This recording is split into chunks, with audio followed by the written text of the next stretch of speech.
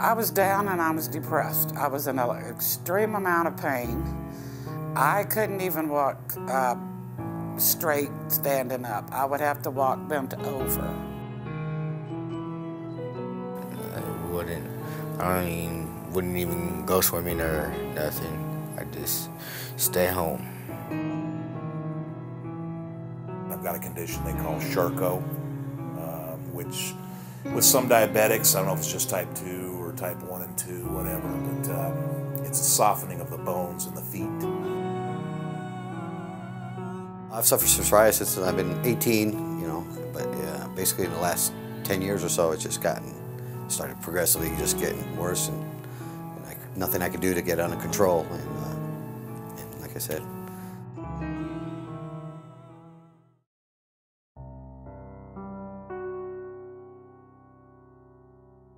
My father was laid off a couple of years ago, and then we've been paying for insurance up until the point where we weren't able to do that anymore. I went through all the channels, social services, everybody, and everybody just denied me. I've been denied 3 times by everybody, Social Security. I've worked since I was 12, and they can't even help me out, when I got money coming.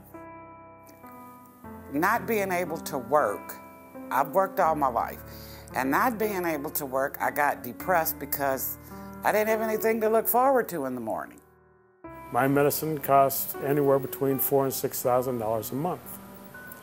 I have one pill that is $65, and I have to take 6 of them a day.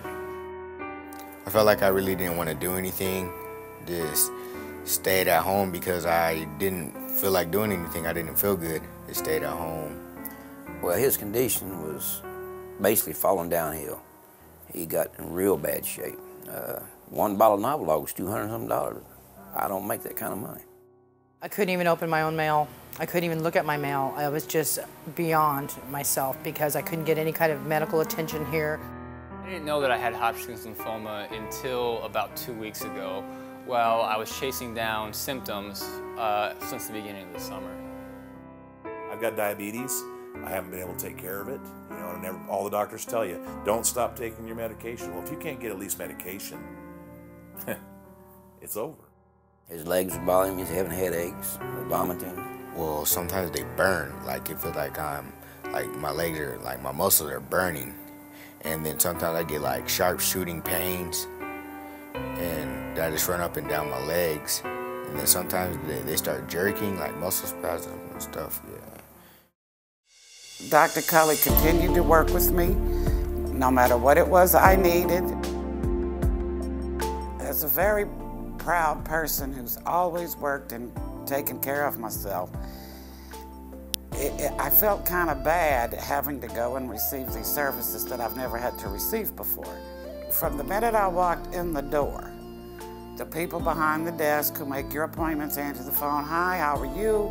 It was wonderful. I was on my last week of medicine when I found Volunteers of Medicine, and they pushed through my application and everything and got me the medication I needed to be alive today.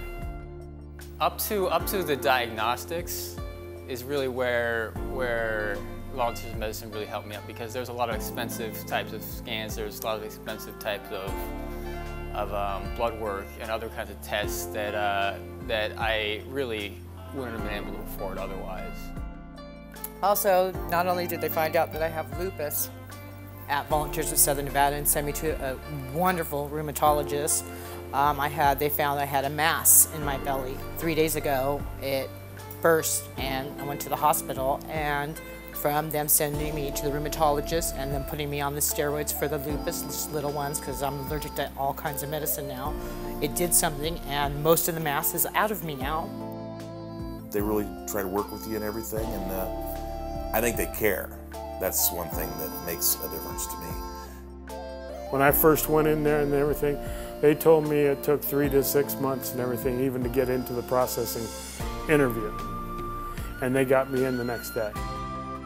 I think the way things are going right now, and due to this place and Dr. Coley and everybody here, I think he's going to be okay. I think because he's improving day by day, like I said. In another year, just doing better how I am, you know. I don't want much, you know, just to be better than I am, healthier. I don't think I would have even been able to get to this point if it wasn't for Volunteers in Medicine. I don't think I would have been probably broke by the time I knew that I needed. By the time I knew I had cancer, I probably wouldn't have had any money to buy insurance. Everybody I've talked to has been fantastic at Volunteers in Medicine. I've been incredibly impressed by how hard they work as volunteers.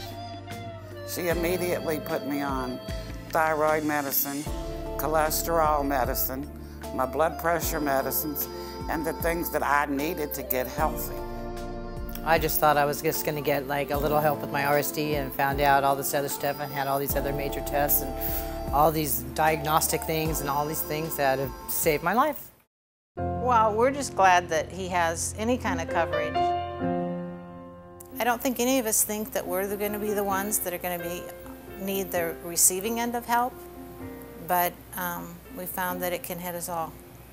I used to be one of the people that I could afford to go to the doctor. I could afford the hospital. If my family was ill, I could put them in the hospital.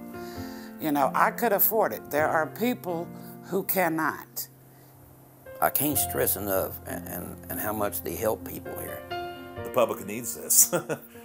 If you can help, please do. Save people's lives, help people, because people aren't okay and people are sick, and there's no help out there for some of us. And without Southern Nevada, Volunteers of Southern Nevada, a lot of people would pass away and not be okay.